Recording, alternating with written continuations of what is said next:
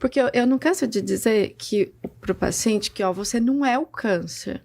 Você está passando por esse processo. E é um processo que pode te curar. Quando eu digo cura, eu estou dizendo que o câncer vem para curar muitas coisas, internas, inclusive. Ele pode depurar muitas coisas.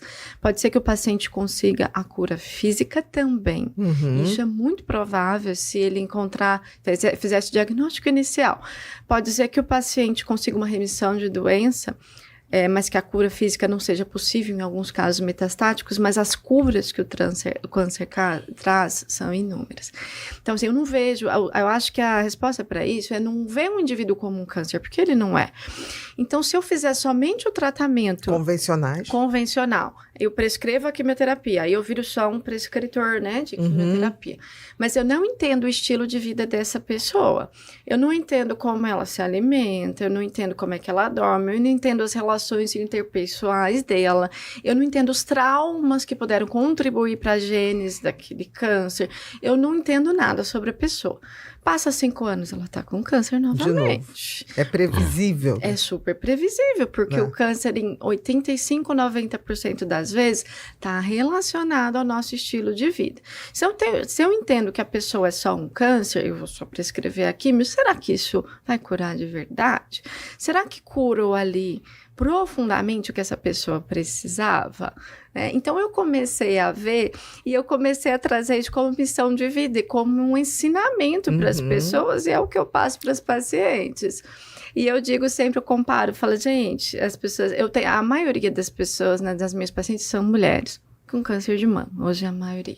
Atendo homens também, tá, gente? Sim, mas você está falando estatisticamente, você tem mais casos. E elas chegam para mim, né, e aí eu explico do tratamento e depois eu entro nessa área integrativa. Eu falo, gente, onde que vocês acham que o tratamento vai funcionar melhor? No Rio Tietê, então, o Rio Tietê, eu jogo ele lá.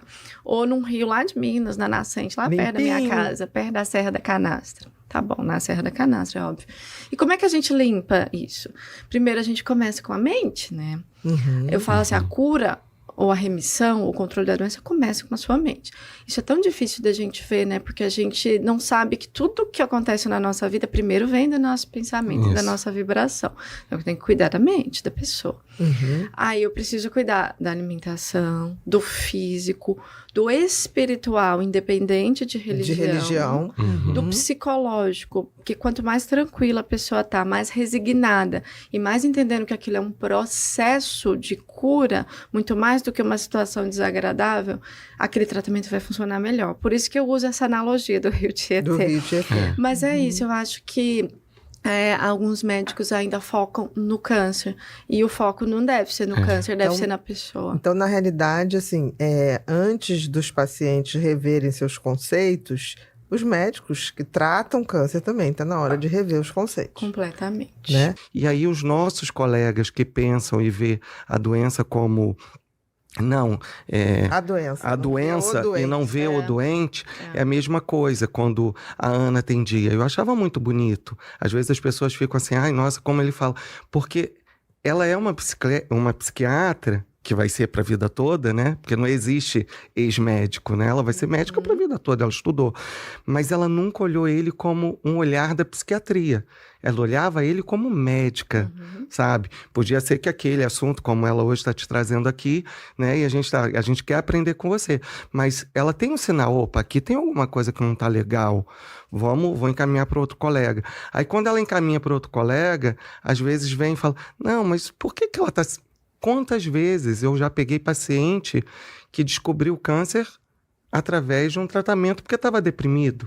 E, na verdade, a depressão era secundário dentro do processo dele. Né? Então, eu acho que a gente tem que ter, nós que somos da saúde, ter esse olhar como um todo e respeitar. E o diálogo, sabe? Eu aprendi muito isso com a Ana. Se você encaminhou, liga para aquele colega.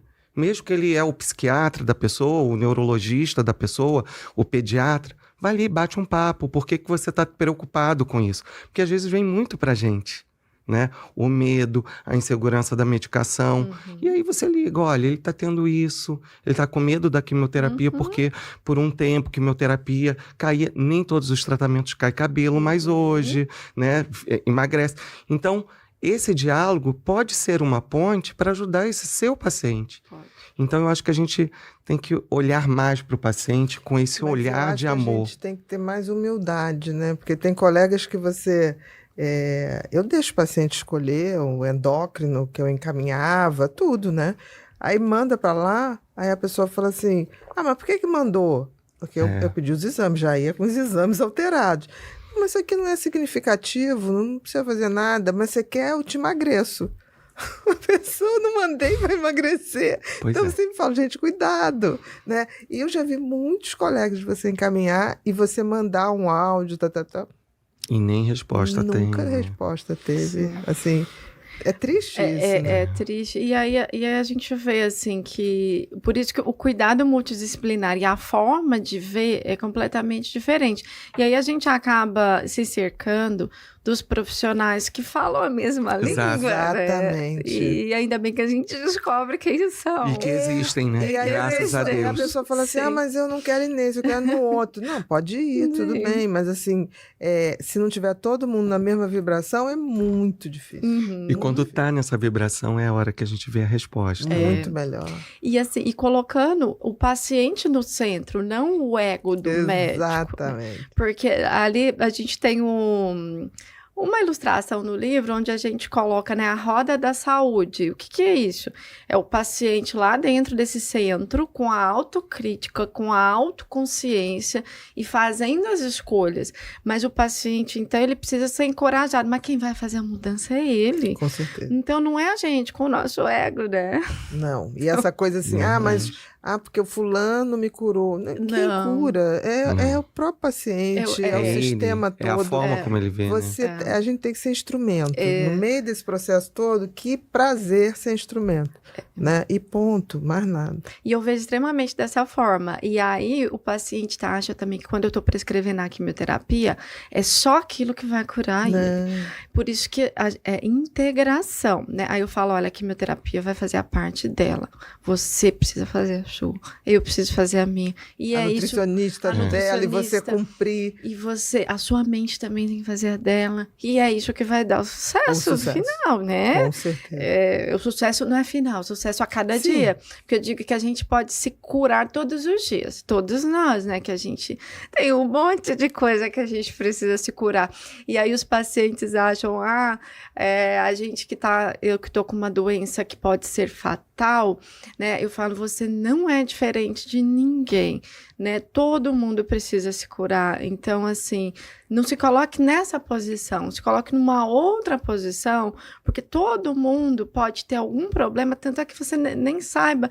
E assim, se coloca numa posição de vencedor, mas o que é vencedor? Se o câncer voltar, quer dizer que você perdeu? Não. Quer dizer que você tem uma outra oportunidade de mudar algumas coisas. Se você não tiver a possibilidade de cura física, quer dizer que você perdeu, que você fracassou? Não.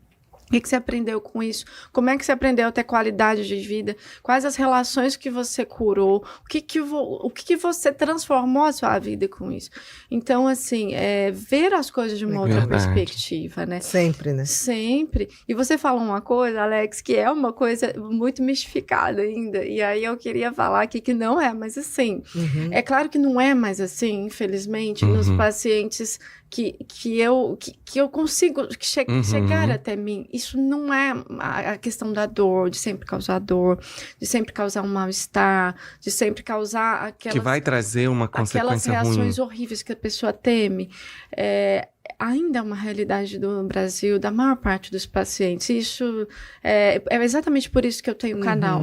Exatamente, o canal do YouTube, ele chega em tantos lugares, eu recebo tantos depoimentos.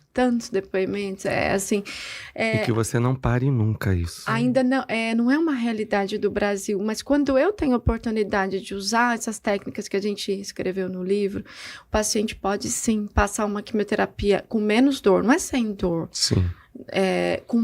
Com qualidade de vida, sentindo menos. Isso é possível. Para a gente parar de colocar nos filmes só aquelas pessoas, né, que estão debilitadas. Acho que devia mudar isso aí, né? Com certeza. Porque é uma visão que a gente tem que o câncer é fatal. E que acabou. Isso assombra muita pessoa. Não pode. Muito. E acaba deixando a parte mental da pessoa já muito... porque ele já vai para o tratamento, né? Assim, né? Ele já vai frágil. Eu vou começar a tomar isso daqui. Sabe? Quando eu escuto, às vezes, falar, né? Assim, nossa, ele vai começar a quimioterapia amanhã. Oh, meu Deus, vamos preparar balde, vai passar mal. Gente, isso é assustador. E a própria...